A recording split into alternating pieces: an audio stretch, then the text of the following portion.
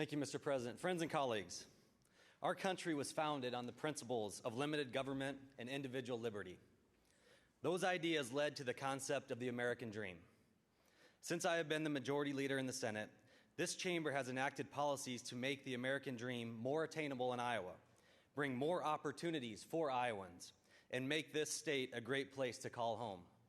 For 4 years now, Republicans have held the majority in the Iowa Senate, giving us the ability to implement an agenda to bring more jobs and more people to our state. We passed historic tax reform for Iowa families, eliminated burdensome rules and regulations for job creators, and put in place responsible budgets, setting our state on a sustainable path. We know the legislation we passed had been working for Iowa and for Iowans. Prior to the pandemic, wages were rising, our state had record low unemployment, and more job openings than Iowans looking for work. For years, we have been saying we need to be responsible and budget conservatively so we can prepare our state for hard times. Last year, our state saw what hard times really means. We experienced a virus that threatened the lives and livelihoods of Iowans and their families. We watched some of our favorite businesses in our communities close their doors forever. We went months without seeing loved ones in hopes of keeping them safe. And then, in the midst of already unprecedented times, we watched a massive storm tear through the middle of our state, giving Iowans one more burden to bear. Despite facing all of these challenges, Iowans never stopped helping each other. Many ate at their favorite local restaurants to support them, and many of those local restaurants helped feed struggling families. Our neighbors volunteered their time to help those in need, whether it was making supplies for healthcare workers or cleaning up a neighbor's yard after the storm. This year, we are focused on putting our state back on a path of success and prosperity after all of these challenges. To paraphrase Ronald Reagan, the best recovery plan is a job.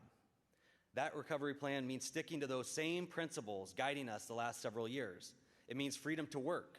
It means continuing to work on tax reform and putting more money back into the pockets of Iowans.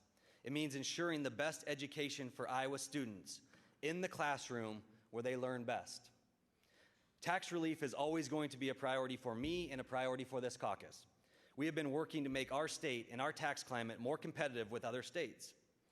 And while we have made progress these last few years, we want to continue relieving some of the tax burden on Iowans. Even with our historic tax cuts, Iowa still has some of the highest tax rates in the country.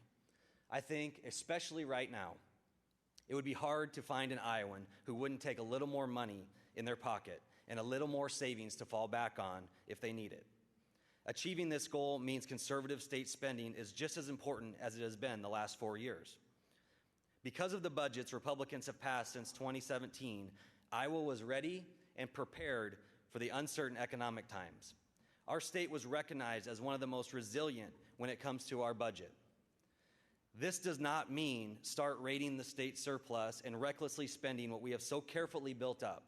It means we are prepared if revenues dip again and not enough money is available to keep up with the promises we made to public safety, healthcare, and education last year.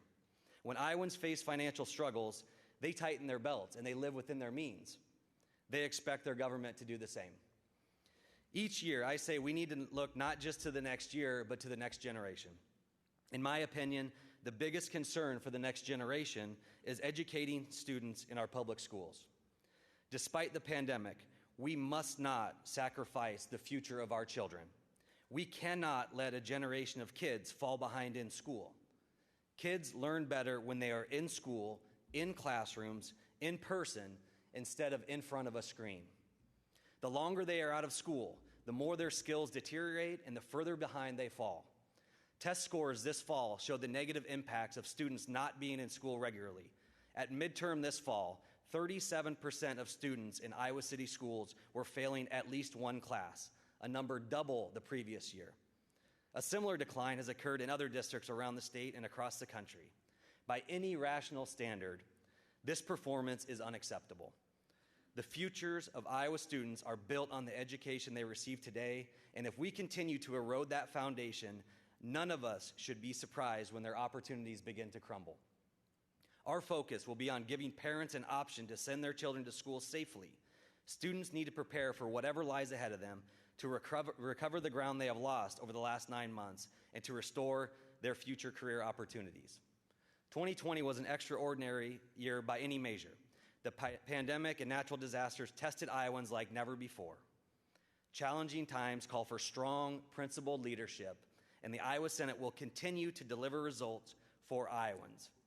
I believe our state is ready to look towards the future, start moving forward, and start our recovery. Let's get to work.